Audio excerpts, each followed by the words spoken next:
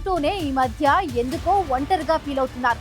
జెండాను మోస్తున్న పార్టీతో మాత్రం అంటి ముట్టనట్టే ఉంటున్నారు. ఆయనే అలా ఉంటున్నారా, లేకపోతే పార్టీ నేతలే ఆయన్ను అలా ఉంచుతున్నారా అనేది అంతు పట్టని ప్రశ్నగా ఉందట. 2 సార్లు ఎమ్మెల్యేగా గెలిచిన మాతృ పార్టీని వీడిన ఆయనకి కాలం కలిసి రావడం లేదా, లేదంటే పార్టీ నాయకత్వంతో పసగడం లేదా? ఎవరా నాయకుడు, ఏంటాయన అంతర్మధ్యం?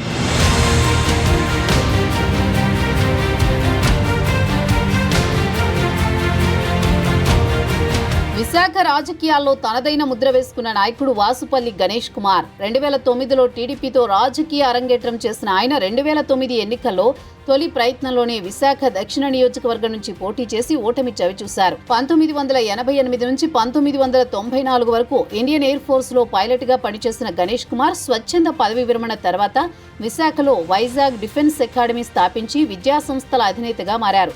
ఆ తర్వాత 2009లో రాజకీయాలపై దృష్టి సారించారు. కానీ 2009లో ఎమ్మెల్యేగా గెలవలేకపోయారు.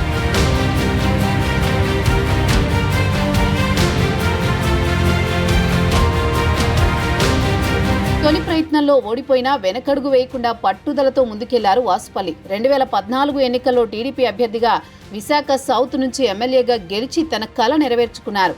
2019లో ఫ్యాను పార్టీ హవాలో కూడా విశాఖ సౌత్ నుంచి రెండోసారి టీడీపీ ఎమ్మెల్యేగా గెలిచారు. టీడీపీ సాధించుకున్న 23 సీట్లలో విశాఖ దక్షిణ నియోజకవర్గం ఒకటని అంతా సంబరపడ్డారట. కానీ ఆ సంబరం ఎంతో కాలం నిలవలేదు. కొన్ని నెలల్లోనే వాసుపల్లి గణేష్ వైసీపీకి మద్దతు ప్రకటించడంతో అంతా అవాక్కయ్యారు. అయితే వైసీపీకి మద్దతు తెలిపినప్పటి నుంచి వాసుపల్లికి ఆ పార్టీలో సరైన గుర్తింపు లభించలేదని ఆయన అనుచరులు బాధపడుతున్నారట.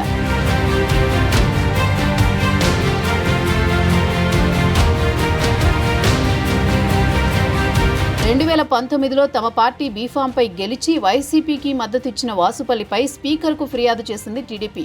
దీంతో 2024 ఫిబ్రవరిలో ఎన్నికలకు ముందు అప్పటి స్పీకర్ తమ్మినేని వాసుపల్లిపై అనర్హత వేటు వేశారు. వైసీపీ ప్రభుత్వంలోని ఆ పార్టీకి మద్దతిచ్చిన నాయకుడిపైనే వేటు వేయడం అందరినీ ఆశ్చర్యానికి గురి చేసింది. అయితే అప్పటి రాజకీయ పరిస్థితుల్లో అలా నిర్ణయం తీసుకోవాల్సి వచ్చిందని వైసీపీ అధిష్టానం వాసుపల్లి గణేష్కి నచ్చజెప్పింది. దీంతో పార్టీలో చురుగ్గా ఉన్న వాసుపల్లి 2024 ఎన్నికల్లో వైసీపీ నుంచి పోటీ చేసి విశాఖ సౌత్ నియోజకవర్గంలో జనసేన అభ్యర్థి వంశీకృష్ణ చేతిలో ఓటమి చవిచూశారు. ఎన్నికల తర్వాత వాసుపల్లిని వైసీపీ అధిష్టానం పట్టించుకోవడం లేదని ఆవేదనతో ఉంది ఆయన అనుచరగణం. దీంతో తీవ్ర సంఘర్షణకు గురవుతున్నారట వాసుపల్లి.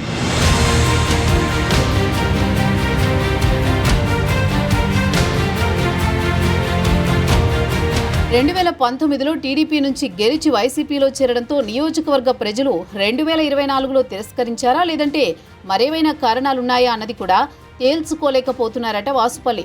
ఏదైతే అదే అయ్యింది, ఇక మన పని మనం చేసుకుందాం, కాలం కలిసి రాకపోతుందా అన్న ధోరణితో వాసుపల్లి వెళుతున్నట్టు తెలుస్తోంది. 2 సార్లు గెలిచిన గణేష్ ఇక అనవసర వివాదాలకు పోకూడదనుకున్నారేమో. ఈ 4 ఏళ్లు తన వ్యాపార అభివృద్ధిపై దృష్టి పెట్టి సేవా కార్యక్రమాలతో నియోజకవర్గ ప్రజల్లో పట్టు సాధించే ప్రయత్నాల్లో ఉన్నట్టు సమాచారం.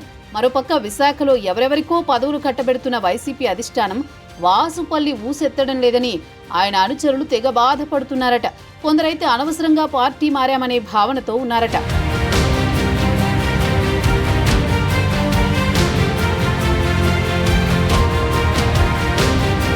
వైసీపీ పిలుపునిచ్చిన కార్యక్రమాల్లో సైతం వాసుపల్లి గణేష్ మొక్కుబడిగానే పాల్గొంటున్నారని పార్టీలో చర్చ జరుగుతోంది. ఆయన రాజకీయ జీవితం ప్రస్తుతం అడకత్తెరలో పోకచెక్కలా తయారైందంటున్నారు రాజకీయ విశ్లేషకులు. పార్టీలో పెద్దగా ప్రాధాన్యం లేకపోవడం, అనుకున్న వారు కలిసి రాకపోవడంతో వాసుపల్లి ఇక అన్నీ తానై తన గుర్తింపును నిలబెట్టుకోవాలని భావిస్తున్నారట. అందుకే నిత్యం ఎక్కడో చోట సమస్యల్లో ఉన్న వారికి సాయం అందిస్తూ వార్తల్లో నిలుస్తున్నారని అంటున్నారు. మరి వాసుపల్లిని పార్టీ గుర్తిస్తుందా, లేదంటే అందరూ ఉన్నా ఆయన ఇలా ఒంటరిగా మిగిలిపోవాల్సిందేనా? అధిష్టానం ఆలోచన ఏంటో, ఆయన లెక్కలేంటో పెరుమాళ్లకే ఎరుక.